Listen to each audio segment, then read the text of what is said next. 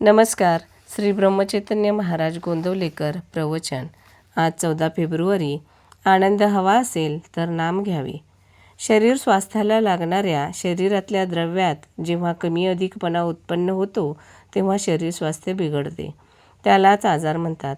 सुंठ हे असे औषध आहे की ते शरीरात कमी झालेल्या द्रव्याची भरपाई करते आणि जास्त झालेले द्रव्य कमी करून आरोग्य राखते.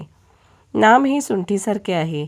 पारमार्थिक प्रगतीच्या मार्गात प्रत्येक व्यक्तीतल्या ज्या ज्या गुणदोषामुळे अडथळा येतो ते गुणदोष दूर करून भगवंताचे नाम प्रगतीचा मार्ग मोकळा करते.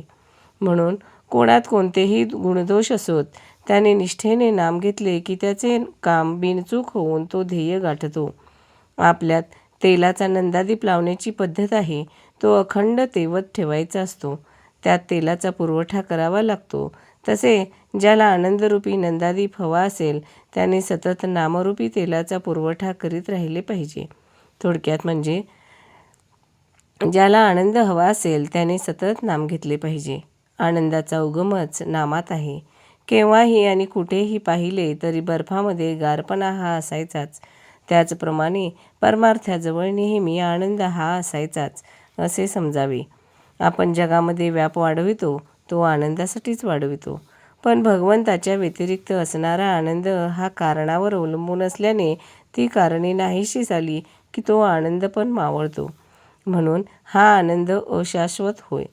खावे प्यावे आणि मजा करावी हे तत्त्वज्ञान मला थोडेसे पटते, पण त्यामध्ये मोठा दोष असा की ते देहबुद्धीवर आधारलेले असल्याने कायमचे म्हणजे टिकणारे नाही. कारण आजची चांगली परिस्थिती उद्या बिघडली की याची मजा गेली. उलट येईल त्या परिस्थितीमध्ये आपण आनंद निर्माण करावा. रोज अगदी 5 मिनिटे का होईना भगवंताशी अनन्य व्हायला शिका. अशा त्या 5 मिनिटांचा आनंद 100 वर्षे नुसते जगून मिळणार नाही. साखरेच्या गोडपणाबद्दल तासनतास निरूपणे करण्यापेक्षा 1 चिमूटभर साखर तोंडात टाकली असताना जसा खरा आनंद मिळतो तसेच इथे आहे. जगण्यामध्ये आनंद आहे ही गोष्ट खरी, पण आनंदाचे जगणे नसेल तर ते मेल्यासारखेच आहे. ज्याच्याजवळ भगवंत आहे त्यालाच आनंदाचे जगणे प्राप्त होईल. म्हणून ज्याला जगायचे आहे त्याने नाम घ्यावे. सदा सर्वदा योग तुझा घडावा असे श्री समर्थांनी मागितले. तुझा विसर न व्हावा असे श्री तुकारामबुवांनी मागितले. याचे कारण हेच की जिथे भगवंत तिथे आनंदी आनंद असतो.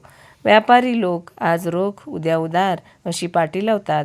त्याप्रमाणे आपणही आनंद रोख दुःख उधार अशी वृत्ती ठेवावी. ज्याचा आनंद नामात टिकेल त्याला नित्य दिवाळीच आहे. भगवंताने आपल्याला ज्या स्थितीत ठेवले आहे त्यात समाधान मानून त्याचा कधीही विसर पडू न द्यावा. धन्यवाद.